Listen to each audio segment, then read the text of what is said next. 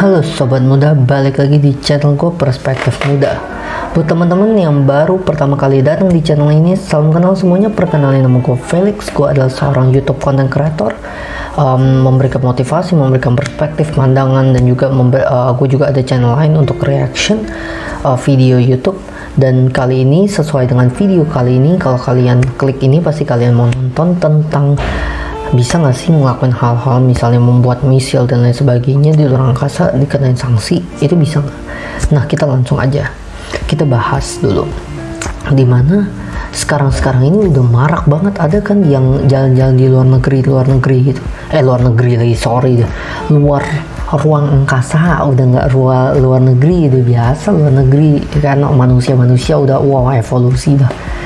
Ruang angkasa, orang udah ke ruang angkasa, udah ada yang jalan-jalan ke ruang angkasa yang bayar berapa dolar itu, yang gila itu kan. Nah, udah gitu kalau misalnya orang udah bisa ke ruang angkasa, berarti kemungkinan untuk melakukan kegiatan di ruang angkasa mungkin dong. Bisa nggak orang melakukan kegiatan di ruang angkasa untuk kegiatan hal-hal yang buruk? Bisa dong. Nah, berarti bisa nggak orang dihukum untuk kegiatan-kegiatan yang dilakuin kalau misalnya itu melanggar hukum gitu. Nah, hati-hati nih, kalau sebelumnya gue bilang, oh di luar angkasa nggak ada yurisdiksi, nggak ada kedaulatan negara. Jadi gimana ya, bisa nggak orang ngelakuin kejahatan dihukum nggak? Hati-hati kalau kalian pikir, wah berdasarkan itu berarti negara nggak dihukum. Negara pelaku nggak dihukum karena negara nggak punya yurisdiksi. Tadi kan dibilang di luar angkasa nggak punya yurisdiksi. Hati-hati ya, dihukum nih banyak banget ininya, perjanjian. Salah satunya nih kita lihat ya, dimana ada sebuah aturan yang tadi gue bilang, contohnya lu di kapal, lu naik roket, kapal itu berbendera Amerika, berarti lu itu di bawah kedaulatan negara Amerika karena kapalnya itu kapal Amerika, bener gak? Gitu kan?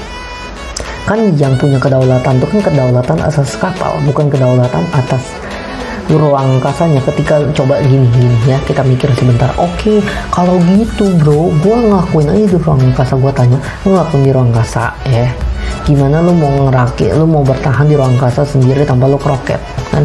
Ketika lu ke ruang angkasa aja itu kan pakai roket, contoh lu pakai roket Amerika, berarti kan lu di kedaulatan Amerika.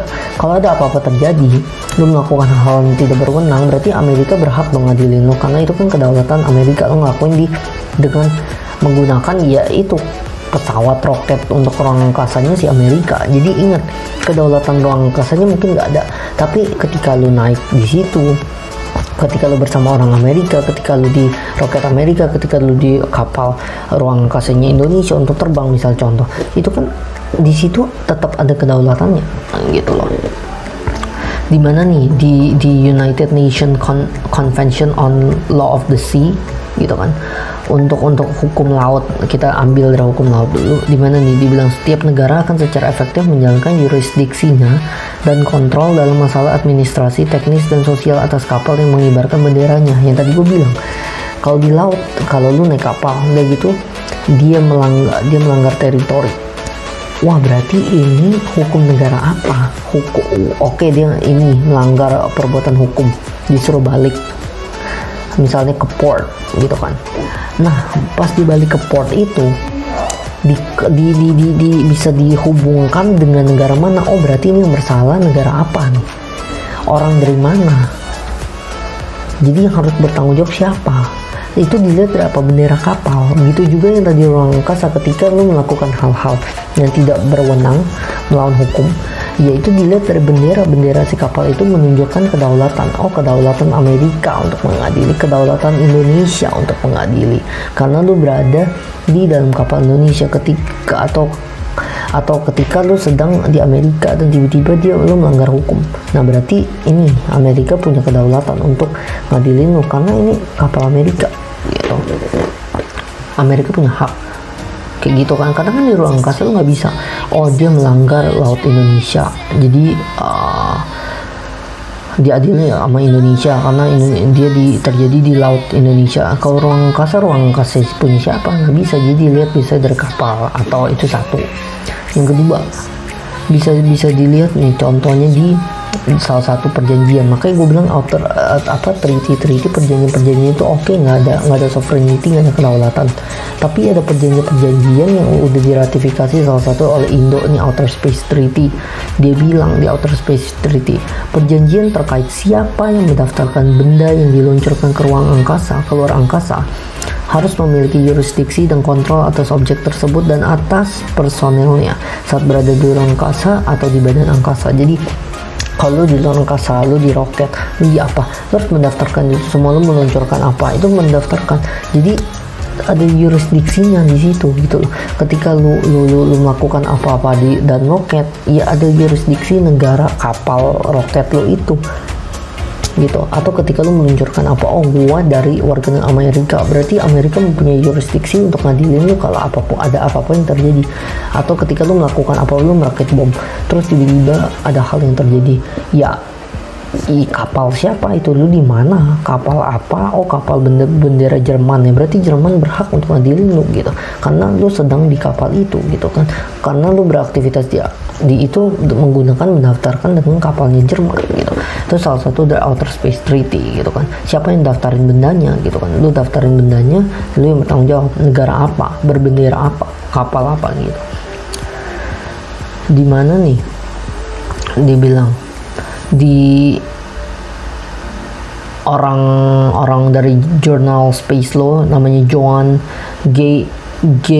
Gabrinovics, dia bilang hukum bangsa yang berkontribusi dan mendaftarkan modul berlaku untuk modul itu.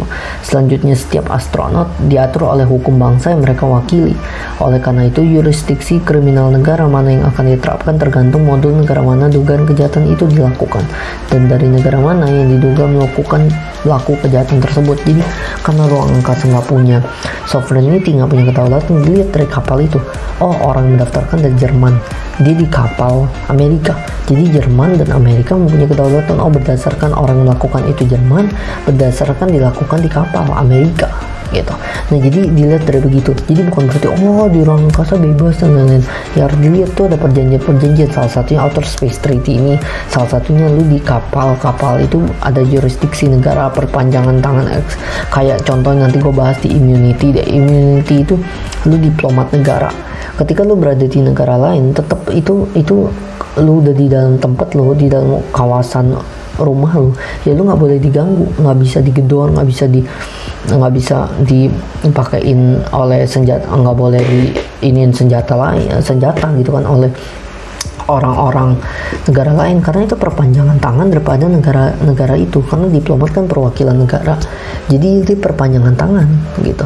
Jadi dia misal Indonesia di Amerika, ya berarti si orang itu, ketika orang itu bahkan melakukan kejahatan sekalipun, kalau dia masih berada di rumah dia, di tempat dia, diplomat dia, jadi nggak boleh kecuali dia udah keluar, karena kalau udah keluar udah teritori negara itu. Tapi kalau dia masih di dalam teritori dia, ya itu berarti dia di teritori dia gitu loh, itu di dalam teritori Indonesia dianggapnya gitu, karena itu perpanjangan tangan dari Indonesia di negara itu gitu. Jadi nggak boleh.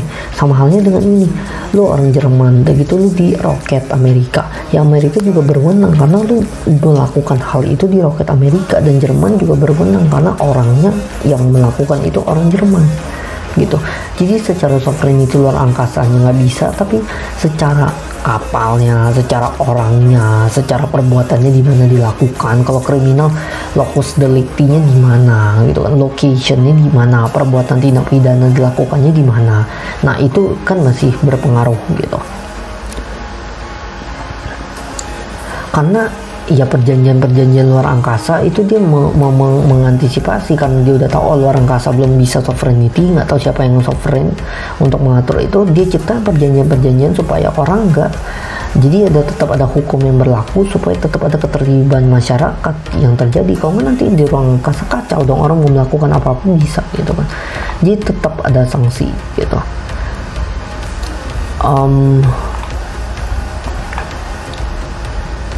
Nih, dibilang lagi nih, gua tambahin lagi ya, Direktur Institut Kebijakan Luar Angkasa di Universitas George Washington, Henry Hertzfeld Field, dia bilang meskipun tidak ada kedaulatan di luar pesawat ruang angkasa, ada analogi dengan undang-undang tentang kapal di perairan internasional dan juga masalah mungkin terjadi di Antartika, kedua tempat tanpa kedaulatan nasional.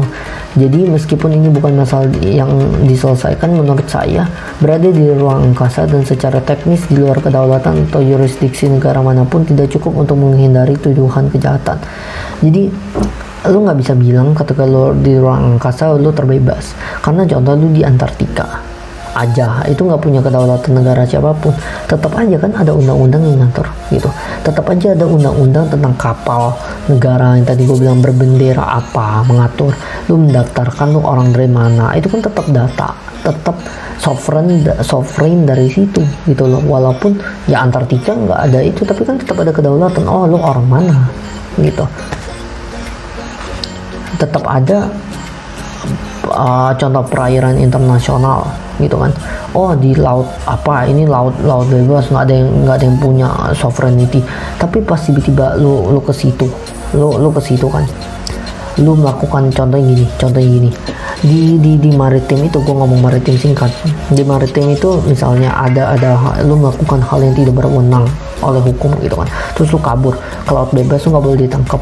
Nah tapi lu tiba-tiba melakukan itu dan lu melanggar ketentuan internasional, ya lu tetap lu bisa dikejar atas dasar karena lu udah dari negara itu. Ketika jadi lu kalau belum sampai high seas, belum sampai laut bebas, itu lu masih boleh dikejar gitu kan, karena wah ini lu orang dari negara mana, ayo please return to port, jadi lu harus balik gitu, karena lu kan ada jurisdiksi negara itu gitu loh. Jadi sama halnya dengan itu, gue ulang-ulang supaya jelas gitu kan. Jadi ruang angkasa emang belum ada sovereignty, kita nggak tahu perkembangannya, tapi ada perjanjian, ada Outer Space Treaty, ada tadi yang roket itu dia mengakomodir dari hukum laut, dari UNCLOS dan lain sebagainya. Nah itu yang akhirnya membuat tindakan-tindakan di luar sana, di luar angkasa itu tetap diatur, tetap ada sanksinya gitu, berdasarkan hal-hal perjanjian tersebut, berdasarkan ya kapal siapa yang berwenang, berdasarkan lu dari mana gitu, locus delicti-nya di mana kalau kriminal lo ya kayak gitu. Mungkin gue baca notes gue, ada yang mau ditambahin lagi? Oh ya udah begitu aja. Jadi kurang lebih begitu sih penjelasan gambaran umumnya dari gua. Mohon maaf kalau misalnya ada lebih kurangnya, mungkin bisa disampaikan di input di bawah pandangan kalian tentang hal ini gimana kayak gitu. Oke, sampai jumpa di video selanjutnya. Kalau kalian ingin mensupport channel gue lebih lanjut, bisa untuk donate di link-link yang udah gue taruh di bawah di video kolom deskripsi di bawah. Sampai jumpa di video selanjutnya. Bye.